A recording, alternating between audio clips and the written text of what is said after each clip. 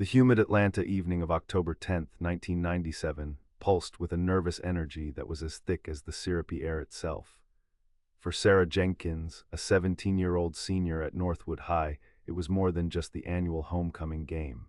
It was a shimmering, almost tangible threshold. Tomorrow, life might still be the same, but tonight, anything felt possible. The stadium lights cast long, distorted shadows across the packed bleachers, illuminating a sea of purple and gold, Northwood's colors.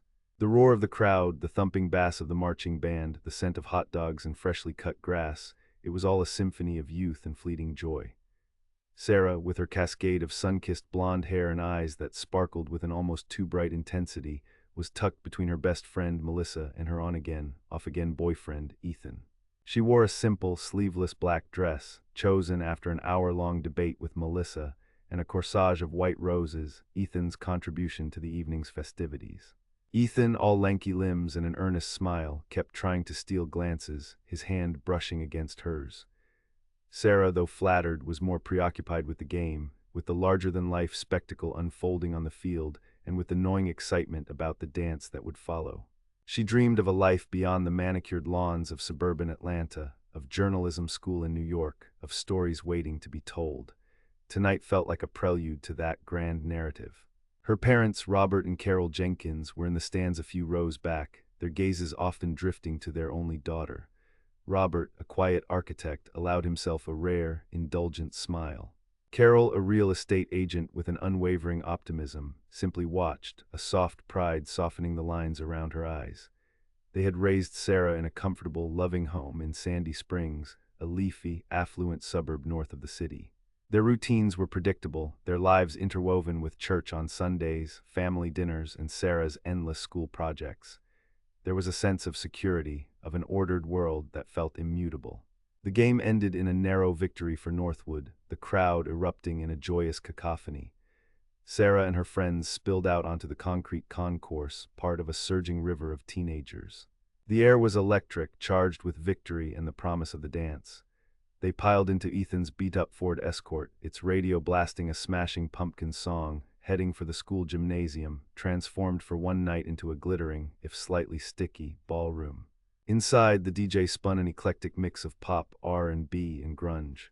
Sarah danced with abandon, her laughter echoing above the music. She was vibrant, alive, every inch the golden girl of Northwood High.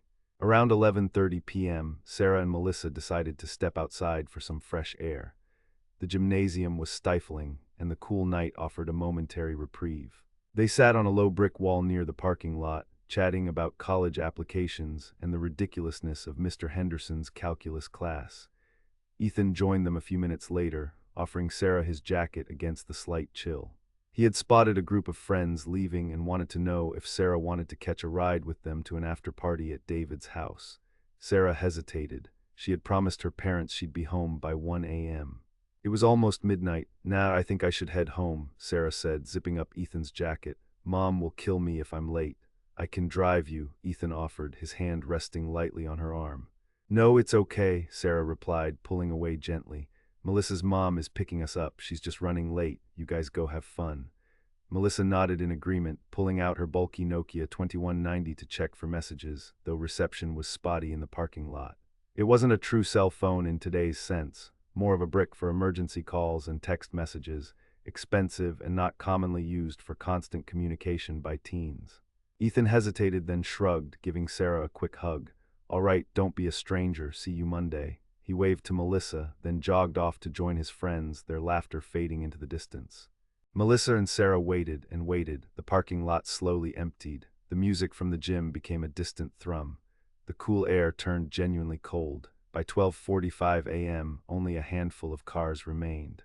Melissa tried calling her mom again, the connection crackling before dying. "This is ridiculous," Melissa grumbled, shivering. "Let me just try calling from the school office phone. Be right back." She hurried inside, leaving Sarah alone under the dim glow of a single sodium lamp, its light casting an eerie yellow pallor over the deserted lot. Sarah checked her watch. 12:55 a.m. Her parents would be worried. She pulled Ethan's jacket tighter around her, suddenly feeling a prickle of unease. The shadows seemed deeper, the silence more profound. A car, an older model sedan, dark and nondescript, idled at the far end of the lot. She didn't think much of it at first. People often waited for friends or family, but then it began to slowly roll forward, moving without its headlights on. Sarah frowned, her breath fogging in the cool air. She looked towards the school entrance, willing Melissa to reappear. The car continued to approach, unnaturally slowly. Its windows were tinted dark, obscuring anyone inside. A knot tightened in Sarah's stomach. This felt wrong. Melissa returned a few minutes later, her face a mask of frustration. No answer, the line just kept ringing. She looked around the empty lot. Where'd Sarah go? The question hung in the air, heavy and chilling.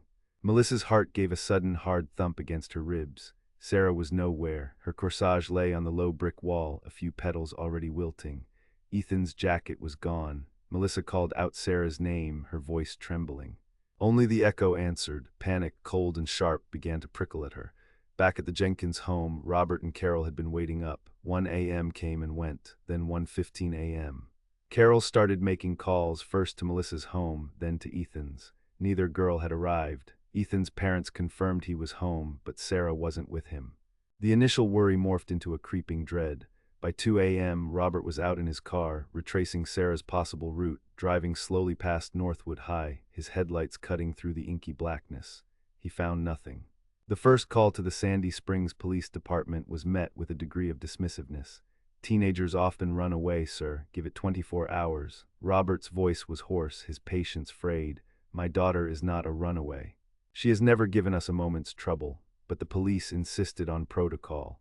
The Jenkins family spent a sleepless night, huddled together in their living room, the silence of the house amplified by their mounting fear.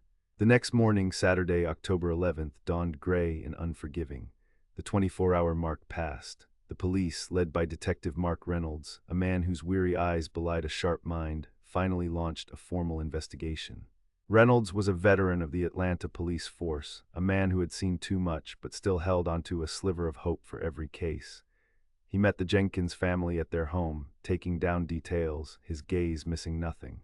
Sarah's room, meticulously tidy, filled with books and posters of bands like Pearl Jam and Green Day, offered no clues. No note, no sign of forced entry, just the lingering scent of her favorite perfume.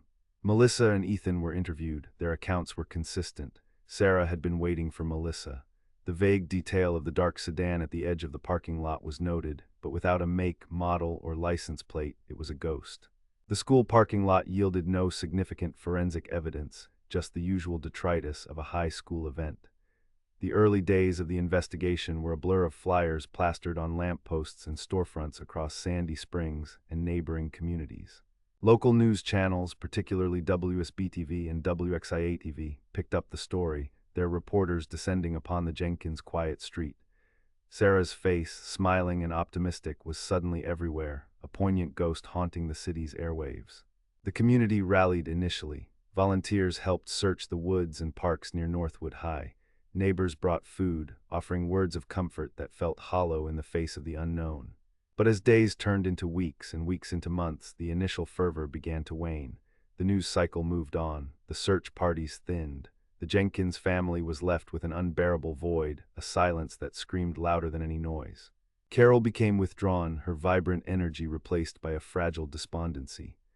Robert, the quiet architect, transformed into a relentless advocate, spending hours on the phone, chasing down every rumor, every potential lead, his office desk now buried under a mountain of case files and photocopies. Detective Reynolds, for his part, refused to let go.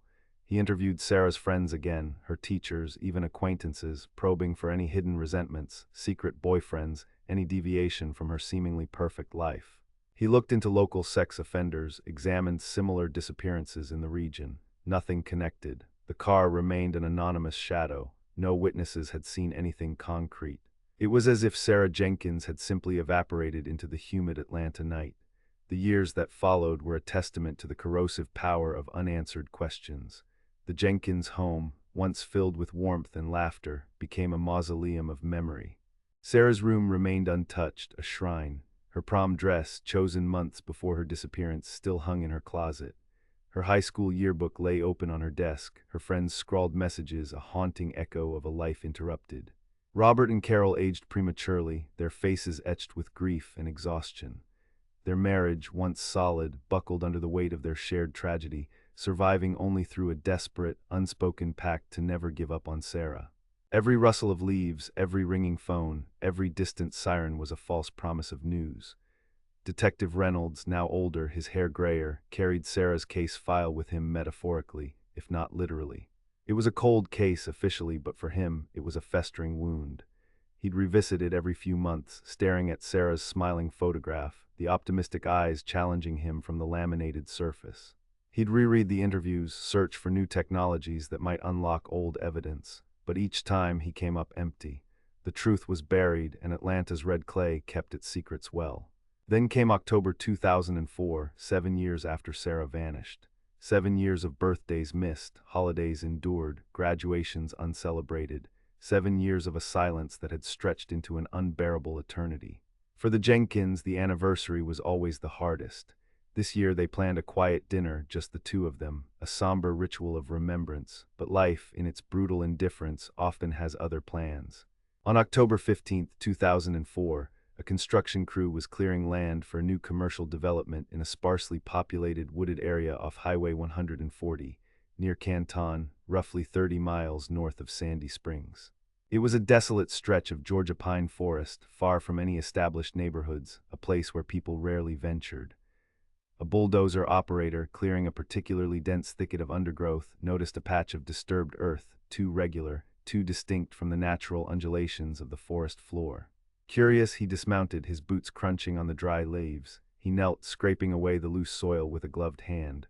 What he uncovered sent a chill through him, cold and absolute, a small, tarnished silver locket. And then a glimpse of bone. The site was immediately secured, the construction halted.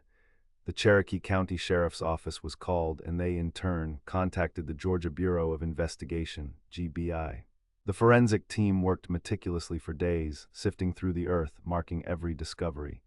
It was a shallow grave, carefully concealed beneath a layer of brush and earth. The remains were largely skeletal, but enough evidence was recovered to paint a grim picture: a female, likely late teens, early 20s. And critically, a single, water-damaged white rose corsage, its delicate fabric clinging to a small, degraded wrist bone. And the black dress. The GBI forensic anthropologist, Dr. Evelyn Reed, worked with a quiet, focused determination. In 2004, DNA technology had advanced significantly since 1997. Tissue samples, even degraded ones, could yield results. The locket was carefully cleaned, revealing faint initials. S.J. Detective Reynolds, notified by a GBI colleague, felt a jolt of recognition, a sickening twist in his gut. He knew the initials. He remembered the date of the disappearance, the description of the missing girl, the white rose corsage mentioned in the initial police report. The possibility, long feared but never extinguished, was suddenly stark and horrifyingly real. He retrieved Sarah Jenkins' case file, his hands trembling slightly as he pulled out the dental records, the DNA samples voluntarily provided by her parents all those years ago. The call to Robert and Carol Jenkins was the hardest of Reynolds' career. He drove to their home himself, refusing to deliver such news over the phone. He found them in their living room, exactly where he had found them 7 years prior, except now they looked infinitely older, infinitely wearier. Carol, upon seeing Reynolds' grim face, knew instantly. A low, guttural cry escaped her lips. Robert simply stared, his face devoid of expression, until a single tear traced a path down his weathered cheek. It took weeks for the official confirmation. The dental records matched. The DNA analysis confirmed it beyond a shadow of a doubt. The remains belonged to Sarah Jenkins. She had been found, not alive, not safe, but found. The discovery brought a new wave of media attention, reigniting the story of the vanished teen. Reporters once again descended on Sandy Springs, cameras flashing, microphones thrust towards the Jenkins' stoic faces. But this time their grief was different. It was still raw, still agonizing, but mixed with a terrible finality and a glimmer of renewed purpose. Sarah was no longer just missing. She was a victim, and now her family could finally begin the excruciating process of mourning. The investigation, now a homicide case, surged back to life. Detective Reynolds, alongside GBI agents, meticulously re-examined every piece of original evidence, combining it with the new findings from the grave site. The condition of the remains suggested she had likely been killed shortly after her abduction. There were no signs of a prolonged struggle at the grave site, indicating she may have been deceased before being buried. The location of the grave, so far from Northwood High, suggested the perpetrator knew the area, or at least had access to a vehicle to transport her there. The dark sedan, a fleeting detail in 1997, now took on a new, menacing significance. But without more, it was still a phantom. The years had eroded memories, blurred details. Some witnesses had moved away, others had died. Ethan, now a young man in his mid-20s, married with a child, was re-interviewed, his grief and guilt palpable. He recounted his last moments with Sarah, the regret of leaving her alone, forever etched into his soul. The community once again rallied, but this time with a collective sense of sorrow and a shared yearning for justice. Sarah Jenkins' story was no longer just a local mystery. It was a testament to the enduring impact of violence, a chilling reminder that evil could touch even the most serene corners of their world. The immediate aftermath of the discovery brought more questions than answers. Who had done this to Sarah? Why? The police worked tirelessly, following every thread, hoping the passage of time had loosened someone's tongue, or that new forensic capabilities would point a clearer path. They scoured old police reports for similar cases in the Canton area around 1997, for any individuals with ties to both Sandy Springs and Cherokee County. The search for Sarah Jenkins had ended, but the hunt for her killer had just begun, a somber, determined quest for truth in the shadow of a 7-year-old horror. The Silent Woods had finally yielded a piece of their truth, but the full story remained buried, awaiting another discovery, another breakthrough, another painful turn in the relentless pursuit of justice for Sarah. The rain started a soft, insistent drumming on the roof of the Jenkins home the night of the funeral. Sarah was finally laid to rest in a small cemetery in Sandy Springs, beneath a headstone that bore her name and the heartbreaking inscription, "Our brightest star, forever 17." The silence in their home was now different. It wasn't the agonizing, hope-filled silence of the missing. It was the heavy, grief-stricken silence of the dead. But with it came a fragile, nascent sense of peace, the kind that only comes with knowing. The mystery of her disappearance was solved, replaced by the profound, sorrowful certainty of her fate. The search for answers continued, a quiet fire burning in the hearts of those who loved her and in the relentless pursuit of Detective Reynolds. Sarah Jenkins was gone, but her memory and the enduring quest for justice remained a poignant, unwavering beacon in the heart of Atlanta. Character count 21,987.